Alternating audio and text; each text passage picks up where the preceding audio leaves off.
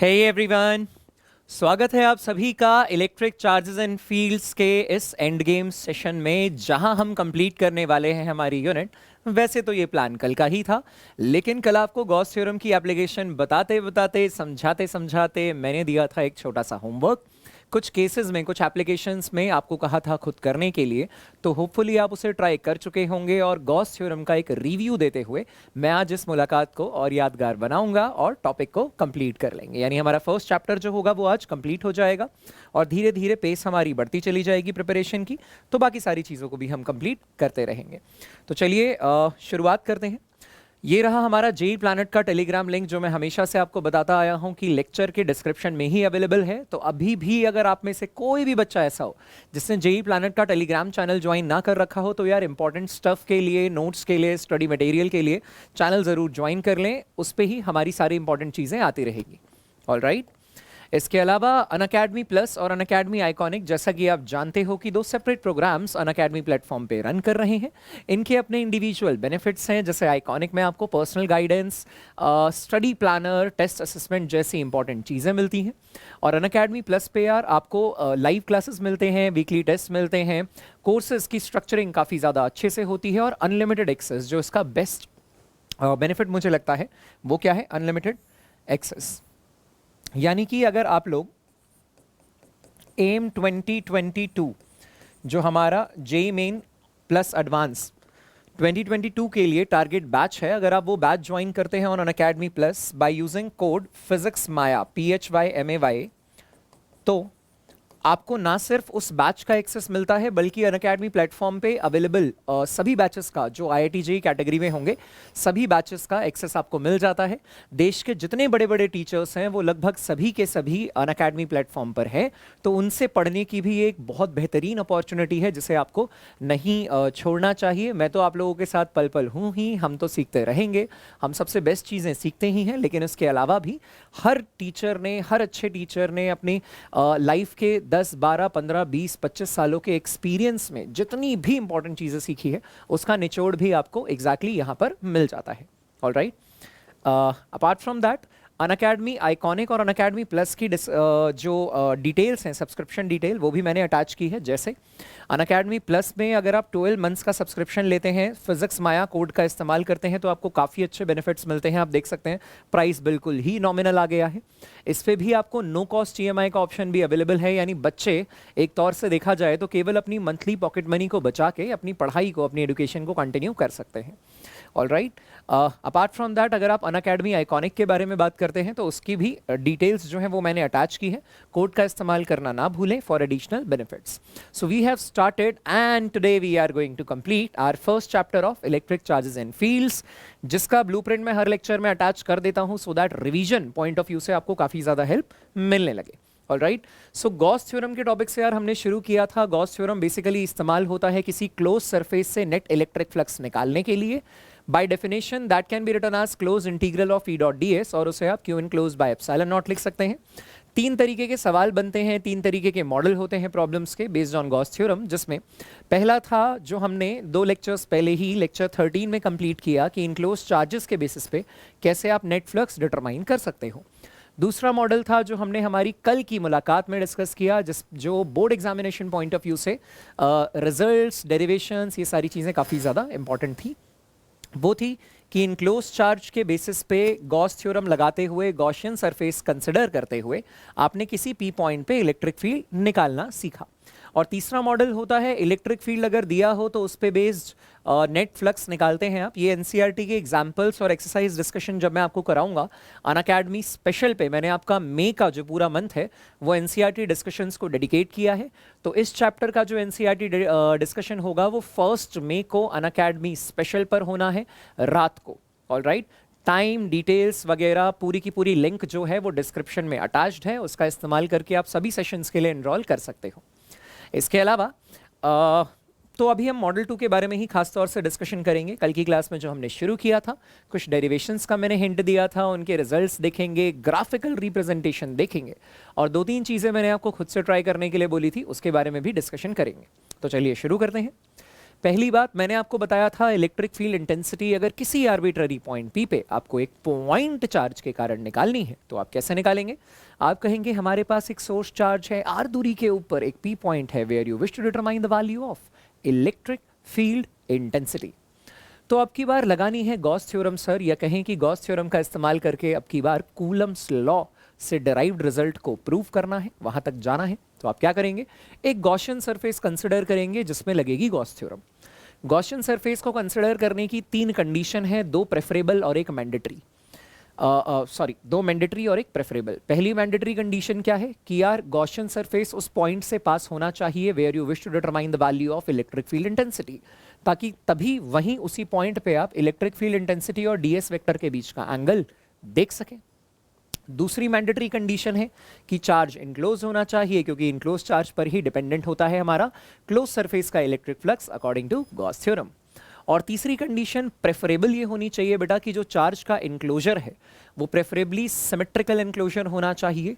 Symmetrical enclosure होने से फायदा क्या होता है? सिमेट्रिकल इनक्लोजर होने से फायदा ये होता है कि इवेंचुअली आप ये कह सकते हैं कि इलेक्ट्रिक फील्ड इंटेंसिटी का जो मैग्नीट्यूड है सिमेट्रिकल इंक्लोजर की वजह से वो कांस्टेंट होता है और वो इंटीग्रेशन से बाहर खिसक जाता है। अल्टीमेटली उसको सॉल्व करेंगे, नॉर्मल सा इंटीग्रेशन होगा, जवाब निकल कर आ जाएगा।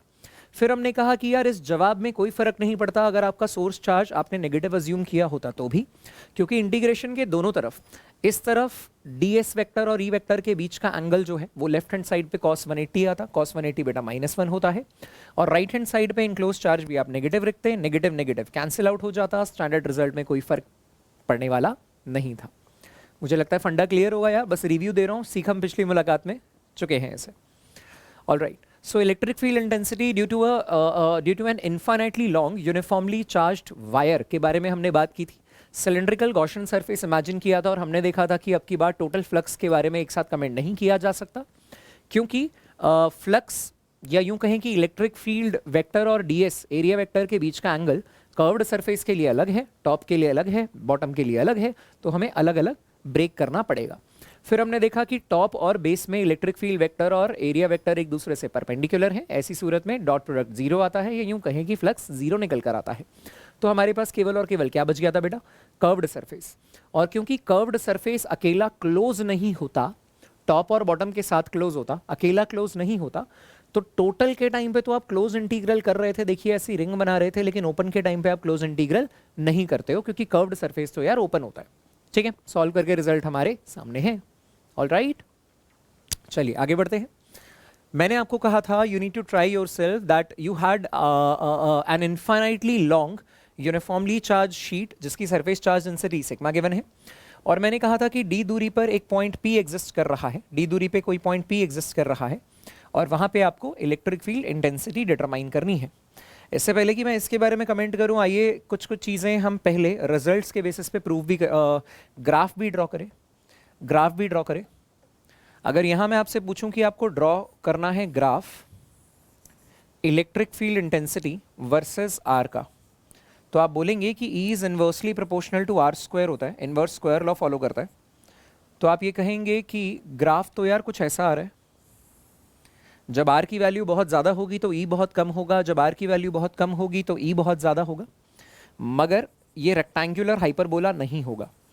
रेक्टेंगुलर हाइपरबोला तब होता जब इनवर्सली प्रोपोर्शनल होता, लेकिन ये इनवर्सली प्रोपोर्शनल का स्क्वायर है, right? So not a rectangular hyperbola, ये रेक्टेंगुलर हाइपरबोला होने वाला नहीं है पॉइंट चार्ज के लिए। लेकिन यही अगर आपने बात की होती लाइन चार्ज के लिए, तो यहाँ पर आप बोलते कि अगर मैं एक ग्राफ ड्रॉ करने की कोशिश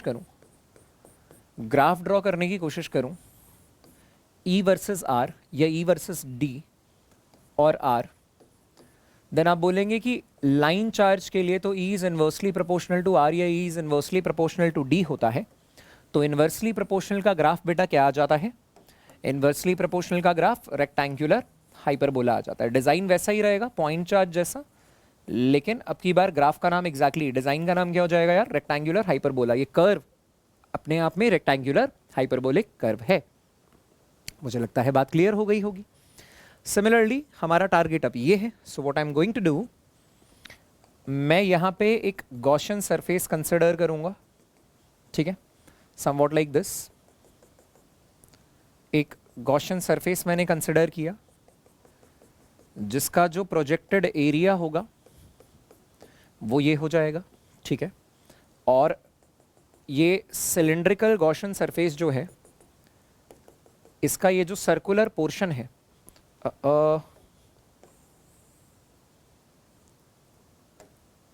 इसका जो ये सर्कुलर पोर्शन है, ये जितना d आगे है उतना ही d पीछे भी है, जितना d आगे है उतना ही d पीछे भी है। इसके अलावा आप ये बोल सकते हैं कि इलेक्ट्रिक फील्ड लाइन पॉजिटिव होने के कारण इधर है, और यहाँ पे भी इलेक्ट्रिक फील्ड लाइन पॉजिटिव होने के कारण इधर है।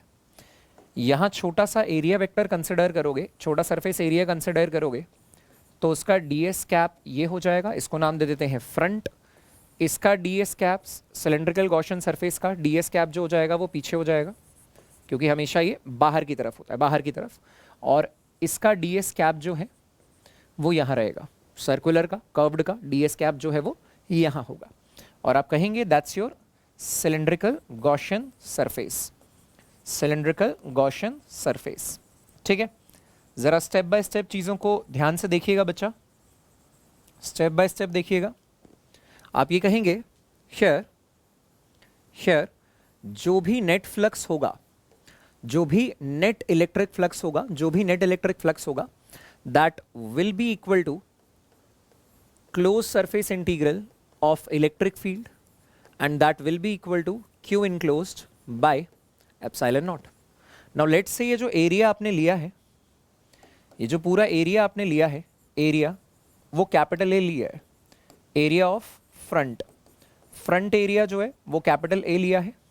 तो बैक एरिया यानी पीछे वाला एरिया भी कितना हो जाएगा, कैपिटल ए ही होगा, कैपिटल ए ही होगा। मैं इसे थोड़ा सा और प्रॉपरली बना देता हूँ, देखिए somewhat like this. Back area भी कितना हो जाएगा, कैपिटल ए ही हो जाएगा। आप बोलेंगे कि यार ये जो नेट इलेक्ट्रिक फ्लक्स है इसे एक साथ आप इसीलिए नहीं लिख सकते क्योंकि फ्रंट में, बैक में और कर्व्ड में जो एरिया, जो एंगल है इलेक्ट्रिक फील्ड वेक्टर के बीच का और एरिया वेक्टर के बीच का, वो चेंज हो रहा है। जैसे यहाँ एंगल 0 डिग्रीज है, यहाँ भी एंगल 0 डिग्रीज है, मगर यहाँ एंगल कितना है, 90 डिग्रीज है। तो मुझे नेचुरली जब जब इंटीग्रेशन के अंदर आने वाली वैल्यू चेंज होती है तो मुझे नेचुरली इंटीग्रेशन को ब्रेक करना पड़ता है। तो मैं क्या लिखूंगा, मैं इसे लिखूंगा flux through front plus flux through curved plus flux through back, and that will be equal to Q enclosed by epsilon naught, Q enclosed by epsilon naught. तो आप इसे ऐसा लिख पाएंगे कि फ्लक्स थ्रू कर्व्ड तो कितना हो जाएगा बॉस, 0 हो जाएगा, सिंस इलेक्ट्रिक फील्ड वेक्टर जो है that is perpendicular to area vector ds cap. Electric field vector हर मोमेंट पे परपेंडिकुलर है ds कैप से, तो ये निकल कर आ जाएगा यार। इसके अलावा आप बोलोगे क्योंकि फ्रंट और बैक बराबर की दूरी पर है, क्योंकि फ्रंट और बैक बराबर की दूरी पे हैं, तो ये twice of flux through front आ जाएगा, and that will be equal to, ये क्यू इनक्लोज्ड आप क्या लिख सकते हो, क्यू इनक्लोज्ड को आप लिख सकते हो यार सरफेस चार्ज डेंसिटी जो है वो सिग्मा है, और जो प्रोजेक्टेड एरिया होगा, भाई अगर फ्रंट एरिया कैपिटल ए है तो प्रोजेक्टेड एरिया भी कैपिटल ए है सर्कल का, और बैक एरिया भी कैपिटल ए है। तो आप बोलेंगे इस सिलेंडर के अंदर कितना एरिया इनक्लोज हो रहा है उसी के कॉरेस्पॉन्डिंग चार्ज इनक्लोज होगा, तो वो एरिया भी ए है, डिवाइडेड में epsilon naught. Now you may write it as twice of open integration, क्योंकि अब आप सिर्फ और सिर्फ फ्रंट के बारे में बात कर रहे हो, तो open integration of E ds cos 0 degrees, E ds cos 0 degrees, and that will B sigma a by epsilon not. क्योंकि फ्रंट और बैक बराबर की दूरी पे है, या यूं कहें कि फ्रंट का हर एक पॉइंट भी शीट से बराबर बराबर बराबर की दूरी पे है, ये इलेक्ट्रिक फील्ड बाहर आ जाएगा। इंटीग्रेशन ऑफ ds cos 0 की value +1 and that is equal to sigma a by epsilon naught. अब आप ध्यान से देखें तो आपको समझ में आएगा twice of E, front part के सभी छोटे छोटे छोटे छोटे छोटे छोटे एरिया को अगर मैं इंटीग्रेट करूंगा तो ये फ्रंट पार्ट का पूरा एरिया कैपिटल ए आएगा, तो ये कैपिटल ए है, and that is sigma a by epsilon naught. तो जरा ध्यान से देखिए, a से a कैंसिल आउट हो गया, तो इलेक्ट्रिक फील्ड का फॉर्मूला क्या निकल कर आ गया, sigma bye 2 epsilon not. Electric field का फॉर्मूला आ चुका है यार, सिग्मा बाय 2 एप्सिलॉन नॉट।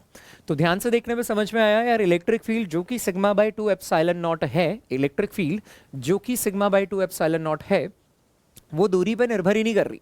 इसके फॉर्मूले में डिस्टेंस आया ही नहीं। अभी तक जितने भी फॉर्मूले हमने पढ़े थे उसके उन फॉर्मूले में डी निकल कर आ रहा था कि यानी डिस्टेंस के साथ वेरिएशन था, लेकिन अब की बार डिस्टेंस के साथ वेरिएशन है ही नहीं। यानी कि इंपॉर्टेंट बात यह है कि अगर मैं एक ग्राफ प्लॉट करने की कोशिश करूं,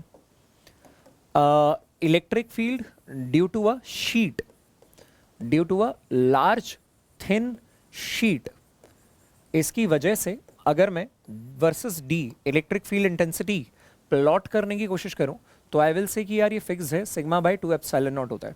ये फिक्स है सिग्मा बाय 2 एप्सिलॉन नॉट, इसका वेरिएशन नहीं है डिस्टेंस के साथ, that will be a constant value. इसका मतलब आप शीट से थोड़ी दूरी पे खड़े हो कि ज्यादा दूरी पे खड़े हो, इलेक्ट्रिक फील्ड इंटेंसिटी में कोई फर्क नहीं पड़ता, उसकी वैल्यू एग्जैक्टली सेम रहने वाली है। बात समझ में आ गई? ऑलराइट, सो ये क्या है? ये हमारा electric field intensity at any point P due to a long uniformly charge sheet है। मेरा सजेशन आपको ये रहेगा कि अगर आपको डेरिवेशन बहुत अच्छे से समझ में आ गई है तो एक बार फटाफट से वीडियो को पॉज करके मंथन कर लीजिए, और अगर समझ में नहीं आई है तो अभी के अभी वीडियो को एक बार और रिवाइंड करो और उसके बाद यहाँ तक दोबारा सुनो, फिर चलते हैं अगले टॉपिक की तरफ। फटाफट से कंप्लीट कर लीजिए इसको। Alright, I think and I believe कि एज पर माई सजेशन आप इसको कंप्लीट कर चुके होंगे। चलिए बढ़ाते हैं यार डिस्कशन को थोड़ा सा और आगे, और बात करते हैं हमारे अगले पार्ट की, that is electric field intensity at any point P due to a uniformly charged conducting sphere. Uniformly charged conducting sphere, और ये मैंने आपसे कहा था आज के लेक्चर में डिस्कस होगा, तो इसको डिस्कस करते हैं। केस 1 क्या है? इनसाइड रीजन, और केस 2 क्या है? Outside region. तो मैं कर लेता हूँ इसकी कार्बन कॉपी, और पहले वाले में मैं बोल देता हूँ कि हम केस 1 डिस्कस करने वाले हैं। तो पहले वाले में अगर हम केस 1 डिस्कस करने वाले हैं तो वो ये रहा, और अगले वाले में हम केस 2 डिस्कस करने वाले होंगे। तो पहले केस 1 को रास्ते से हटा देते हैं और केस 2 को उठा के ऊपर शिफ्ट कर देते हैं। तो हम ये कहेंगे कि यहाँ पे हम केस 2 पढ़ेंगे और यहाँ पे case 1। So case 1 inside region and case 2 outside region. Alright, तो शुरू करें यार केस 1 के साथ। तो क्या है हमारे पास? एक यूनिफॉर्मली चार्ज कंडक्टिंग स्फीयर है। कंडक्टर की प्रॉपर्टी होती है सारा का सारा चार्ज कंडक्टर के सरफेस पे चला जाता है। So entire charge is going to move on the outer surface of the conductor, on the outer surface of the conductor। सारा का सारा चार्ज जो है वो कंडक्टर के आउटर सरफेस पे, सारा का सारा चार्ज कंडक्टर के आउटर सरफेस पे लाई करने वाला है। तो मुझे लगता है बात समझ में आ गई होगी यार। Entire charge is going to move on the outer surface of the conductor. All right, so ज़रा ध्यान से देखते हैं। आप ये कहेंगे कि हमारे पास एक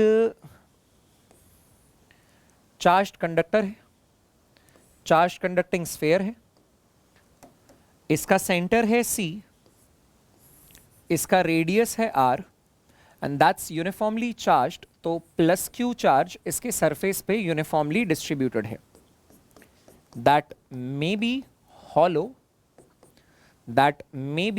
हॉलो और सॉलिड। आप अगर गौर से देखें तो अगर यहाँ पे स्फीयर लिखा होता है तो कायदे से हमें सॉलिड कंसिडर करना होता है। अगर शेल लिखा होता है, शेल या बताया होता है हॉलो स्फीयर, तो हॉलो कंसिडर करना होता है। तो हॉलो स्फीयर को और क्या कह सकते हैं यार? Spherical shell. ठीक है, तो अगर सिर्फ स्फीयर लिखा हो तो सॉलिड ट्रीट करना है, स्फेरिकल शेल या हॉलो स्फीयर लिखा हो तो नेचुरली हॉलो ट्रीट करना है। पर मैं क्या कह रहा हूं आपसे कि चाहे ये हॉलो हो चाहे ये सॉलिड हो, चाहे ये हॉलो हो चाहे ये सॉलिड हो, दोनों ही सूरतों में, हॉलो होने पर और सॉलिड होने पर, दोनों ही सूरतों में सारा का सारा चार्ज जो है वो आउटर सरफेस पे लाई करता है। सारा का सारा चार्ज जो है बॉस वो आउटर सरफेस पे लाई करने वाला है। ठीक है, इन दैट केस आपके पास इनसाइड रीजन में, इनसाइड रीजन का मतलब है कि सेंटर से जो दूरी है वो रेडियस से कम है, सेंटर से जो दूरी है वो रेडियस से कम है। यानी there is a point P at a distance of small r from the centre which is lesser than capital R। तो आप इनसाइड रीजन में हो गए, और ऐसी सूरत में आपको करना क्या है? P पॉइंट से पास होते हुए पी पॉइंट से पास करता हुआ एक स्फेरिकल सरफेस इमेजिन करना है, and that is the spherical Gaussian surface जिसमें आप गॉस थ्योरम लगाने वाले हो। समझ रहे हो? ऑलरेडी जो स्फेयर गिवन था वो तो चार्ज कॉन्फ़िगरेशन थी, वो गॉसियन सरफेस नहीं था। स्फेरिकल गॉसियन सरफेस हमने इसीलिए लिया क्योंकि गॉसियन सरफेस की कंडीशन क्या होती है कि यार वो उस पॉइंट से पास होना चाहिए, तो उस पॉइंट से पास होने वाला एक स्फेयर इमेजिन कर लिया जो symmetrical to the outer sphere हो। तो यार आउटर स्फेयर से सिमेट्रिकल इनर स्फेयर ही तो होगा, एक स्फेयर से सिमेट्रिकल एक स्फेयर ही हो सकता है। ठीक है, अब आप बोलेंगे कि यहाँ पे आपको क्या करना है, गॉस थ्योरम लगाना है।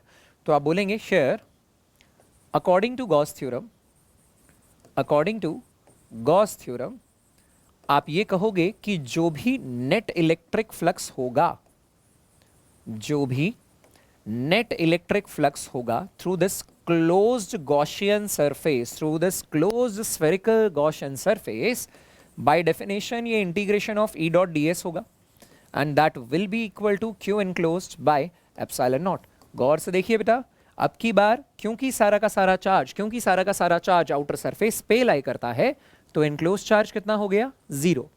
इनक्लोज चार्ज कितना हो गया भाई, जीरो। तो इसका मतलब आप बोलोगे कि यहां से अगर इनक्लोज चार्ज ही जीरो है तो इलेक्ट्रिक फील्ड इनसाइड पॉइंट पे कितनी निकल कर आ गई यार, zero. That's a null vector. Electric field at inside point is a null vector. I think the logic is clear to you. तो ये तो कितना निकल कर आ गया, जीरो निकल कर आ गया। ठीक है, वहीं अगर आप केस 2 के बारे में बात करेंगे, आउटसाइड रीजन के बारे में, तो आप बोलोगे कि यार ये centre C, radius R, uniformly charged, positive charge इसके सरफेस पे यूनिफॉर्मली डिस्ट्रीब्यूटेड है। ठीक है, and that may be hollow, that may be solid, shell भी हो सकता है, सॉलिड स्फेयर भी हो सकता है। यहाँ पे आउटसाइड रीजन का मतलब है सेंटर से जो दूरी होगी वो रेडियस से ज़्यादा होगी। तो सेंटर से आर दूरी पे which is greater than the radius there is a point P, जहाँ पे आप क्या करना चाहते हो, इलेक्ट्रिक फील्ड इंटेंसिटी निकालना चाहते हो। तो आप कहोगे कि सर इससे पास होता हुआ और चार्ज कॉन्फ़िगरेशन से सिमेट्रिक आपने एक गॉसियन सरफेस इमेजिन करने की कोशिश की, तो यार स्फेयर से सिमेट्रिक तो एक दूसरा स्फेयर ही हो सकता है। तो ये क्या आ गया अपने आप में, एक spherical Gaussian surface, spherical Gaussian surface. ठीक है जी, ये निकल कर आ गया अपने आप में स्फेरिकल गॉसियन सरफेस। तो हमें स्फेरिकल गॉसियन सरफेस पे चर्चा करनी है। आप बोलेंगे सर यहाँ पे अगर हमने एक छोटा सा ds एरिया ले लिया होता तो ds वेक्टर जो होता वो बाहर की तरफ होता, और क्योंकि चार्ज आपने पॉजिटिव लिया है तो पॉजिटिव चार्ज से इलेक्ट्रिक फील्ड भी बाहर को होगी, इलेक्ट्रिक फील्ड भी बाहर को होगी। और थ्रू आउट सरफेस के किसी भी पॉइंट पे अगर आप ये कंसिडर करते तो चर्चा यही होती। और इवेंचुअली आप ये बोल सकते हो कि यार दोनों के बीच का एंगल क्या है, दोनों के बीच का एंगल 0 डिग्रीज है। ऐसी सूरत में आप लिखेंगे शेयर अकॉर्डिंग टू गॉस थ्योरम जो भी net electric flux through the close surface आएगा, यानी कि यार हमने ना यहाँ पे गॉसियन सरफेस में, स्फेरिकल गॉसियन सरफेस में गॉस थ्योरम लगाई है। आप बोलोगे कि ये close integration of E dot D S आता है, ये तो सर हम बार बार लिख रहे हैं, अब तक तो याद हो गया होगा। ये Q enclose by epsilon naught होगा। गौर से देखने पे पता चला कि ये close integration of E D S cos 0 degrees आ गया, क्योंकि सरफेस के किसी भी पॉइंट पे एरिया वेक्टर भी रेडियली आउटवर्ड बाहर रहेगा और इलेक्ट्रिक फील्ड वेक्टर भी रेडियली आउटवर्ड बाहर रहेगा, तो दोनों के बीच का एंगल 0 डिग्रीज है। क्यू इनक्लोज कितना है बेटा, सारा का सारा चार्ज इनक्लोज्ड है बाय एप्सिलॉन नॉट, तो ये ई बाहर आ गया सिमेट्रिकल इनक्लोजर के कारण। अंदर बचा सिमेट्रिकल इनक्लोजर मतलब बराबर बराबर बराबर की दूरी पे है सरफेस के सभी पॉइंट्स, तो वहां पे चार्ज से बराबर की दूरी पे होने के कारण इलेक्ट्रिक फील्ड इंटेंसिटी का मैग्नीट्यूड भी कांस्टेंट रहेगा, डायरेक्शन नेचुरली अलग अलग है। ठीक, cos 0 की वैल्यू +1 होती है, ये आ गया +q बाय एप्सिलॉन नॉट। गौर से देखने पे पता चला कि इलेक्ट्रिक फील्ड तो ये चुपचाप खड़ी है, छोटे छोटे सभी एरिया को अगर जोड़ोगे तो पूरे गॉसियन सरफेस का सरफेस एरिया आएगा, और वो कितना 4πr²। गॉसियन सरफेस का रेडियस छोटा वाला r है, so it is 4πr² and that is q by epsilon naught. So आप बोलेंगे कि इलेक्ट्रिक फील्ड जो आउटसाइड निकल कर आया, वो q bye 4π epsilon not r² आया, या इसी को आप बोल सकते हो kq बाय r²। तो याद है आपको, मैंने आपको बताया था कि कूलम्स लॉ जो है that is applicable for point charges and for spherical bodies outside them, same as Coulomb's law, same as Coulomb's law. आप कहेंगे कि कूलम्स लॉ जो था वो एप्लीकेबल था पॉइंट चार्जेस के लिए और स्फेयर के बाहर भी एप्लीकेबल था। तो देखिए स्फेयर के केस में आउटसाइड रीजन में, स्फेयर के केस में आउटसाइड रीजन में ये ऐसे ही निकल कर आया। ठीक है, क्लियर है मामला? देख लो आप कि electric field due to a uniformly charge conducting sphere ये रहा इनसाइड रीजन में and then it is outside region में। ठीक है, और अब मैं इसकी कर लेता हूं कार्बन कॉपी ताकि मैं हेडिंग को थोड़ा सा इसकी कर लेता हूं कार्बन कॉपी ताकि मैं हेडिंग को थोड़ा सा चेंज कर पाऊं। और हेडिंग को कैसे चेंज कर पाए? Electric field due to a uniformly charged, okay okay, case 1। Okay, देखो अब अगली हेडिंग क्या है? Application 5, this is only for JEE and NEET. केवल और केवल जेई और नीट वाले बच्चे ही इसको करेंगे, केवल और केवल जेई और नीट वाले बच्चे ही इसको करेंगे। क्या है चक्कर, जरा ध्यान से सुनिएगा। आप ये बोल सकते हैं कि electric field intensity at point P due to a uniformly charged non conducting sphere, due to a uniformly charged non conducting sphere के बारे में चर्चा है। तो अगर नॉन कंडक्टिंग स्फेयर के बारे में चर्चा है और केस 1 जो है वो आउटसाइड रीजन में है, आर ग्रेटर देन आर, तो नॉन कंडक्टिंग स्फेयर का क्या मतलब है? नॉन कंडक्टिंग स्फेयर का मतलब है कि अब ये हॉलो नहीं है। शेल ये हॉलो स्फेयर होता तो हॉलो बोलते, नॉर्मल स्फेयर लिखा है तो क्या सिखाया है? सॉलिड ट्रीट करो। इन दैट केस आप बोलेंगे कि ये तो हटा दिया हमने, इसको सॉलिड ट्रीट करना जरूरी है और सारा का सारा चार्ज जो है वो थ्रू आउट डिस्ट्रीब्यूटेड होगा, अंदर भी डिस्ट्रीब्यूटेड होगा, थ्रू आउट डिस्ट्रीब्यूटेड होगा वॉल्यूम में। क्योंकि अगर ये कंडक्टर होता तो सारा का सारा चार्ज सरफेस पे भाग जाता। नॉन कंडक्टर है और यूनिफॉर्मली चार्ज्ड है तो वॉल्यूम में भी है, वॉल्यूम में भी है। ठीक है, और सरफेस वाला इनफैक्ट मैं उड़ाना प्रेफर करूंगा, सरफेस के बाहर ना दिखाइए, वॉल्यूम में दिखा दीजिए। ठीक है, ऑल राइट, तो ये कॉन्फ़िगरेशन आ जाएगी भाई। ठीक है, और क्या बोलेंगे हम?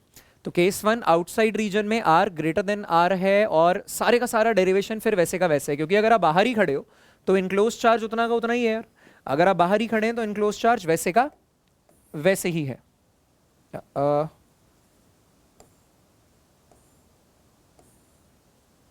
ऑल राइट, अगर आप बाहर खड़े हैं तो इनक्लोज चार्ज वैसे का वैसे ही है। इस डेरिवेशन में कोई चेंज नहीं है, इस डेरिवेशन में कोई चेंज नहीं है। फटाफट से वीडियो को पॉज करके एक बार प्रोसेस करो कि क्या इस डेरिवेशन में कोई चेंज लग रहा है। फटाफट से देखो एक बार, फिर आगे चलते हैं। ऑल राइट, आई बिलीव आप ध्यान से देख चुके होंगे वीडियो को पॉज करके और आपको समझ में आ गया होगा कि इस डेरिवेशन में कोई चेंज नहीं है, इस डेरिवेशन में कोई चेंज नहीं है। ठीक, नाउ व्हाट एल्स, और क्या कह सकते हैं? हम ये कह सकते हैं कि सर इसी में अगर आपको केस 2 करना होता, एप्लीकेशन 5 में ही जो only for JEE and NEET है, इसी में अगर आपको केस 2 करना होता तो आप इनसाइड रीजन बोलते, और तब आप क्या बोलते? देखिए अब मैं इसमें भी चेंज कर रहा हूं, ये केस 2 है and this would be inside region. Inside region, inside region का मतलब है R should be less than R. In that case हम ये बोलेंगे कि क्या क्या हटाने की जरूरत है? ऑल राइट, और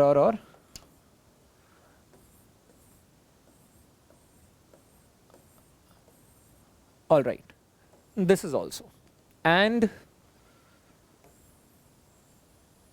ये सब कुछ भी हटेगा। ठीक है, अब आप देखिए इनसाइड रीजन का एनालिसिस शुरू से शुरू कर रहे हैं। क्यों शुरू से शुरू कर रहे हैं अभी समझ में आ जाएगा कि अब की बार हम इनसाइड रीजन में है ना, तो हम ये कहेंगे कि इसका सेंटर है C, रेडियस है कैपिटल R और ये यूनिफॉर्मली डिस्ट्रीब्यूटेड है, यूनिफॉर्मली डिस्ट्रीब्यूटेड है चार्ज। ऑल राइट, और हम कहेंगे कि सेंटर से D दूरी पर या छोटा r दूरी पर which is less than capital R, there is a point P जहां पे आप इलेक्ट्रिक फील्ड इंटेंसिटी निकालना चाहते हैं। तो यार गॉसियन सरफेस हमें ऐसा ही इमेजिन करना पड़ेगा, ये हमारा क्या हो जाएगा, स्फेरिकल गॉसियन सरफेस, जिसमें आप गॉस थ्योरम लगाने वाले हैं। क्या हो जाएगा बेटा, स्फेरिकल गॉसियन सरफेस। अरे इसी के अलोंग तो गॉस थ्योरम लगाएंगे, इसी सरफेस के अलोंग ही तो गॉस थ्योरम लगने वाला है ना। नाउ और क्या बोलेंगे,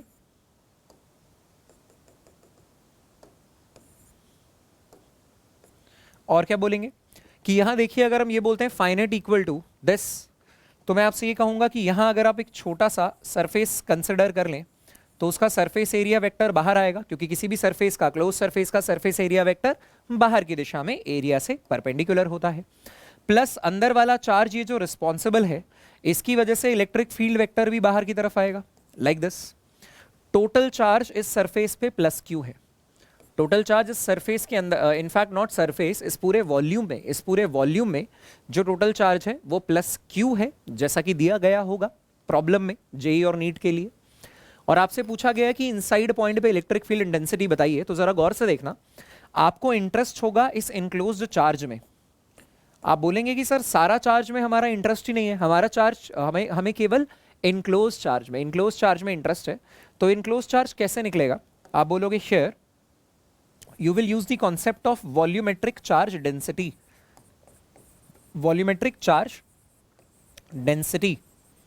आप बोलेंगे rho will be equal to q enclosed by volume enclosed and that will be equal to q total by volume total, q total by volume total। आप बोलेंगे q enclosed कितना है, ये तो हम निकालना चाहते हैं सर। वॉल्यूम enclosed कितना है, 4/3 पाई छोटा r cube, that will be equal to total charge कितना है बेटा, कैपिटल क्यू, और टोटल वॉल्यूम कितना है 4/3 पाई बड़ा आर क्यूब। ध्यान से देखने पे समझ में आया, 4/3 पाई से 4/3 पाई कैंसिल आउट हो गया। Enclose charge will be equal to Q into छोटा R cube by capital R cube, Q into छोटा R cube by capital R cube. इस छोटे से पार्ट का, इस छोटे से एक्सप्रेशन का भी ध्यान रखिएगा। तो आप क्या बोलेंगे, आप बोलेंगे so closed integration of E D S cos 0 degrees, क्योंकि सरफेस पे थ्रू आउट, गॉसियन सरफेस पे थ्रू आउट एरिया वेक्टर और इलेक्ट्रिक फील्ड वेक्टर के बीच का एंगल 0 डिग्री ही बनने वाला है, क्योंकि इलेक्ट्रिक फील्ड भी बाहर रेडियली आउटवर्ड है और एरिया वेक्टर भी रेडियली आउटवर्ड है। That will be equal to, देखो इनक्लोज चार्ज जो ऊपर लिखा है उसे क्या लिख सकते हैं, अब यहां लिख देंगे 1/ε0, और इनक्लोज चार्ज अभी आपने ऊपर निकाला Q R cube by capital R cube, Q R cube by capital R cube. इसको अगर सिंप्लीफाई करने की कोशिश करेंगे, सिमेट्रिकल इंक्लोजर के कारण ई बाहर आ जाएगा, क्लोज इंटीग्रेशन ऑफ ds होगा, cos 0 की value +1 and that is 1/ε0 Q R cube by capital R cube, Q R cube by capital R cube. ध्यान से देखिए, आपके पास आएगा कि इलेक्ट्रिक फील्ड छोटे छोटे सभी एरिया को पूरे गॉसियन सरफेस में अगर जोड़ते चले जाएंगे तो गॉसियन सरफेस का पूरा एरिया आ जाएगा, that is 4πr² and that is equal to q 1/ε0 times it is Q R cube by capital R cube. तो r² से r क्यूब को काटेंगे तो यार एक पावर बच जाएगी, e निकल कर आ जाएगा q by 4πε0 r cube and it is r cube and it is एक r बच जाएगा। इसका मतलब e का फॉर्मूला निकल कर आ जाएगा kqr by R cube, kqr by R cube. ये आउटसाइड का फॉर्मूला है। इसमें ध्यान रखने वाली बात यह है कि नोट कीजिए, इनसाइड का फॉर्मूला है, इनसाइड का फॉर्मूला है, और नोट करने वाली बात यह है कि इलेक्ट्रिक फील्ड जो इनसाइड पॉइंट पर है वो डायरेक्टली प्रोपोर्शनल टू आर है। Electric field at inside point is directly proportional to distance from the centre. जैसे जैसे सेंटर से दूरी बढ़ती जाएगी वैसे वैसे इलेक्ट्रिक फील्ड की वैल्यू भी बढ़ती जाएगी। तो ये है इनसाइड की डेरिवेशन। फटाफट से एक बार वीडियो को पॉज करके इसे भी समझने की कोशिश करें। ऑलराइट, आई बिलीव कि इस एंड गेम सेशन में आपने फाइनली अपने एंड पे भी कर दिया होगा इसका समापन। ये बात आपको समझ में आ गई होगी, मगर कुछ खास बातों पे रोशनी डालना चाहूंगा कि चाहे आप नॉन कंडक्टिंग स्फेयर के बाहर बात करो तो भी कूलम्स लॉ एप्लीकेबल है, चाहे आप कंडक्टिंग स्फेयर के बाहर बात करो तो भी कूलम्स लॉ एप्लीकेबल है। इसीलिए हम शुरू से इस चैप्टर में कह रहे हैं कि Coulomb's law is applicable only for point charges and for spherical bodies outside them. Sphere के बाहर खड़े हो गए तो एप्लीकेबल है ही। अच्छा, अगर हमने एप्लीकेशन 4 के बारे में बात की जिसमें कंडक्टर की प्रॉपर्टी यूज़ की और ये board examination point of view से भी इंपॉर्टेंट है, तो इनसाइड में और आउटसाइड में जो हमने डिराइव किया, चलिए आइए इसे ना प्लॉट कर लेते हैं। इसे प्लॉट कर लेते हैं एक बार ग्राफ पे। तो आप बोलोगे कि अगर आप electric field due to a conducting shell, या कंडक्टर के केस में शेल हो या solid sphere hardly matters, due to a conducting sphere solid या hollow doesn't matter, doesn't matter. अगर इसको मैं आर के साथ प्लॉट करूं तो आप बोलोगे कि यार आर इक्वल टू आर तक, आर इक्वल टू आर से पहले तो ये जीरो है, आर इक्वल टू आर से पहले तो ये जीरो है, और आर इक्वल टू आर पे अचानक से ये हो जाता है K Q by R square. Surface पे होता है परपेंडिकुलर, सरफेस पे होता है perpendicular to the surface, and it is this graph where it is inversely proportional to R square, same as Coulomb's law, same as Coulomb's law. ये है conducting sphere के कारण, कंडक्टिंग स्फेयर के कारण। लेकिन अगर मैं नॉन कंडक्टिंग सॉलिड स्फेयर के कारण प्लॉट करूं तो देखिए आउटसाइड के रीजन में तो इसका भी कूलम्स लॉ वाला है, लेकिन इनसाइड रीजन में ये कुछ और ही है। तो वो जो कुछ और ही है, आइए उसके बारे में भी चर्चा कर ले। आप ये कहेंगे कि electric field due to a non conducting sphere अगर मुझे प्लॉट करना है, non conducting solid sphere, non conducting solid sphere which is uniformly charged, uniformly charged, इसको अगर मैं प्लॉट करना चाहूं तो मैं बोलूंगा आर इक्वल टू आर तक, R equal to capital R तक ये इन्वर्सली प्रोपोर्शनल होने की बजाय और जीरो होने की बजाय डायरेक्टली प्रोपोर्शनल है, क्योंकि ई इनसाइड जो होता है वो डायरेक्टली प्रोपोर्शनल टू आर होता है, ई आउटसाइड जो होता है वो inversely proportional to R square होता है। तो इनसाइड के केस में आप ये कह देंगे and this result will be K Q by R square, K Q by okay R square, this is zero. एंड उसके बाद ये भी रेक्टेंगुलर हाइपरबोलिक तो नहीं है मगर part of this hyperbolic curve नजर आ रहा है, ठीक है जी। और यही आप यहाँ पर भी कह सकते हैं कि ये के क्यू बाय आर स्क्वायर था और उसके बाद ये inversely proportional to R square नजर आ रहा है। यहाँ पे भी inversely proportional to R square नजर आएगा। पिछली बार ई इनसाइड जीरो था, पिछली बार ई इनसाइड जीरो था, ई इनसाइड जीरो था, और अब की बार E inside directly proportional to R आ रहा है। ऑलराइट, तो मुझे लगता है यार ये सारे डेरिवेशंस वाले पार्ट जो हैं ये फाइनली हमने कर लिए हैं कंप्लीट। और फाइनली यार इस एंड गेम सेशन के साथ हमारा पहला चैप्टर जो है इलेक्ट्रिक चार्जेस एंड फील्ड्स वो हो चुका है पूरी तरीके से कंप्लीट। टेलीग्राम चैनल को ज्वाइन करना बिल्कुल भी ना भूलें, क्योंकि इस लेक्चर के 15 इस चैप्टर के 15 लेक्चर्स थे और सभी लेक्चर्स, कुछ लेक्चर्स के डीपीपीज मैं आपको पहले दे चुका था, बाकी कुछ लेक्चर्स के जो डीपीपीज हैं वो हम डिस्कस कर लिया करेंगे। और अपार्ट फ्रॉम दैट हम क्या कह सकते हैं यार, उसको डिस्कस करने के बाद हमारा एनसीईआरटी डिस्कशन जो है वो 1 मई को है। अगली मुलाकात जो होगी यार उसमें हम डिटेल में बात करेंगे, किसकी डिटेल में हम बात करेंगे इलेक्ट्रिक पोटेंशियल एंड कैपेसिटेंस के हमारे अगले चैप्टर की। ऑलराइट, सो देखिए एक बार फिर से मैं आपके सामने लेकर आया हूँ अनअकैडमी प्लस और अनअकैडमी आइकॉनिक। अनअकैडमी प्लस में आई वुड सजेस्ट कि आप सभी बच्चों को, अगर आप जेई पे फोकस करना चाहते हैं तो एम 2022 बैच ज्वाइन करना चाहिए। अगर आप नीट एस्पिरेंट हैं, यदि आप नीट एस्पिरेंट हैं तो भी आप मुझसे डायरेक्टली कनेक्ट कर सकते हैं, may be on Instagram, may be on Unacademy messenger app. मैं आपको गाइड करूंगा कि कौन सा बैच आपके लिए बिल्कुल सही रहेगा। और यार एक बैच लेने के बाद भी आपको अनलिमिटेड एक्सेस मिलता है, यानी जितने बैचेस उस प्लेटफॉर्म पे उस कैटेगरी में रन कर रहे हैं आप सभी टीचर्स से पढ़ सकते हैं। एंड इंडीड इस देश के बहुत बड़े बड़े टीचर्स जो हैं वो अनअकैडमी प्लेटफॉर्म पे अवेलेबल हैं, पढ़ाते हैं, अपने ज्ञान से बाकी बच्चों को आगे वाकिफ करते हैं, रोशनी डालते हैं कॉन्सेप्ट्स पे, इन डेप्थ बहुत डिटेल में पढ़ाते हैं और आपके करियर को ग्रो करने में आपकी बहुत ज़्यादा हेल्प करेंगे। ठीक है, तो सभी अच्छे लोग जुड़े हुए हैं, सभी अच्छे लोगों से सीखते जाइए और अपनी लाइफ में आगे बढ़ते जाइए। और ये यार ये मैंने तुमको पहले भी सजेस्ट किया था, आई होप तुम इस फीचर को एंजॉय कर रहे होगे। अभी तक ना किया हो तो फटाफट से यूज़ करना शुरू करो, खुद को अपग्रेड करना शुरू करो। घर में बैठे बैठे पढ़ाई करते टाइम अगर डाउट्स आ रहे हैं तो उन डाउट्स की इंस्टेंट क्लैरिफिकेशन के लिए आप आस्क अ डाउट फीचर का इस्तेमाल कर सकते हैं। अगर आप में से कुछ बच्चे फ्रेशली भी जुड़े हैं तो भी वो मुझे कनेक्ट कर सकते हैं, मैं उनको बताऊंगा और सिखाऊंगा कि बैकलॉग कैसे कवर करना है और उसके बाद हम आगे बढ़ेंगे। ठीक है, कोरोना टाइम पे छुट्टियां पड़ी हुई है यार, तो इसको बहुत ढंग से यूटिलाइज करो, ठीक है ना। एम 2022 बैच के अलावा भी अप्रैल के महीने में जितने बैचेस लॉन्च हैं हर अलग अलग चीज़ों को टारगेट करते हुए, उनकी डिटेल मैंने अटैच कर दी है सो दैट बैचेस को चूज़ करने में आपको बेनिफिट होगा। ईजी रहेगा, कंफर्टेबल फील करोगे, लेकिन उसके बाद भी अगर पर्सनली कनेक्ट करना चाहते हो तो यूज़र नेम है यार मेरा अभिलाष 1093, दैट्स ABHILASH अभिलाष 1093। इस यूज़र नेम का इस्तेमाल करके आप मुझसे इंस्टाग्राम में भी कनेक्ट कर सकते हैं और अनअकैडमी ऐप पे भी कनेक्ट कर सकते हैं, ठीक है। So this is something. Unacademy's online scholarship test, इसे अनअकैडमी प्रोडिजी के नाम से जाना जाता है। पहले जैसे यूसैट होता था, ये प्रोडिजी है। प्रोडिजी की खास बात क्या है यार, जैसे एक कुछ रिजल्ट्स हाईलाइट करना चाहूँगा। पिछली बार जिसने ऑल इंडिया रैंक 2 मारी थी यार अनअकैडमी प्रोडिजी में, वो नीट 2020 में ऑल इंडिया रैंक 1 लेकर आया था, यानी टॉपर था। इसके अलावा कार्तिकेय अग्रवाल जिसने AIR 9 मारी थी प्रोडिजी में, अनअकैडमी प्रोडिजी में, वो नीट में 21 रैंक लेकर आया था। तो इसका मतलब ये टेस्ट सीरीज जो हैं ये बहुत ज़्यादा एग्जामिनेशन पॉइंट ऑफ व्यू से रेलिवेंट होती हैं और इनमें बिल्कुल ही फ्री ऑफ कॉस्ट एनरोलमेंट है, केवल आपको फिजिक्स माया कोड का इस्तेमाल करना है। तो आप देख सकते हैं कि इस तरीके के यही ऐसी रिजल्ट्स यार जेईई एडवांस में भी है।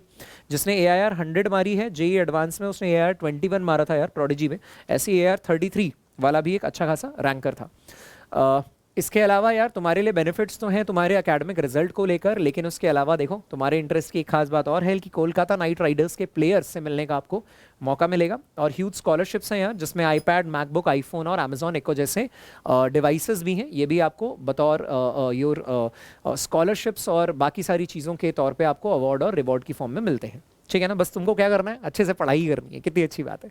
सो 24 और 25 को 24 और 25 ऑफ अप्रैल को 11 बजे ऑनवर्ड से अनअकैडमी प्रोडिजी शुरू हो रहा है। अलग अलग बैचेस, अलग अलग टारगेट एग्जाम्स के लिए हैं।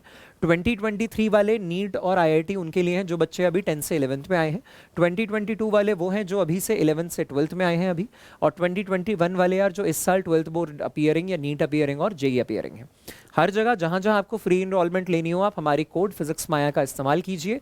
अनअकैडमी ऐप पे आपको फ्री स्पेशल क्लासेस मिलेंगी, एग्जाम में आपको फ्री इनरोलमेंट मिलेगी और अनअकैडमी प्लेटफॉर्म पे जितने भी क्विज और टेस्ट हम आपके लिए लेकर आते हैं वो एब्सोल्युटली फ्री ऑफ कॉस्ट होते हैं, ठीक है जी। सबकी टाइमिंग भी अलग अलग है यार, 24 और 25 को ये, तो इसके लिए आप एनरोल कर सकते हैं। फर्दर डिटेल्स के लिए लिंक अटैच है वीडियो के डिस्क्रिप्शन में। And yes, you can follow me on the Unacademy app, वो लिंक भी, प्रोफाइल लिंक भी अवेलेबल होगा डिस्क्रिप्शन में। इससे जितने भी प्रैक्टिस सेशंस मैं आपके लिए लगाता हूँ अनअकैडमी ऐप पे, उससे आप अवेयर रहेंगे। All right, and rest of the things are यार यू ऑलरेडी नो कि खुद भी पढ़ाई करते रहिए, यादगार सीरीज को और यादगार बनाते रहिए, खुद भी मेहनत कीजिए, बहुत डट के साथ लग के हम लोग आपको आगे ले जाने वाले हैं। बस आपको रेगुलर इंटरवल पे पढ़ाई करनी है और इस चैनल को लाइक, शेयर और सब्सक्राइब करना बिल्कुल भी मत भूलो। अपने दोस्तों तक भी पहुंचाओ ताकि ज़्यादा से ज़्यादा बच्चे हमारे इस सफ़र में हमारे साथ जुड़ के अपने करियर को एक ऊंची उड़ान दे सकें। पैटर्न बिल्कुल कोटा पैटर्न फॉलो कर किया जाएगा। अभी तो बिल्कुल हम मोमेंटम सा बना रहे हैं, हौले हौले आगे बढ़ रहे हैं। जैसे ही कोर चीज़ें भी शुरू होंगी, बिल्कुल कोटा पैटर्न की पढ़ाई आपको इस यूट्यूब चैनल पर कराई जाएगी और वो भी बिल्कुल फ्री ऑफ कॉस्ट। तब तक के लिए ऑल द बेस्ट।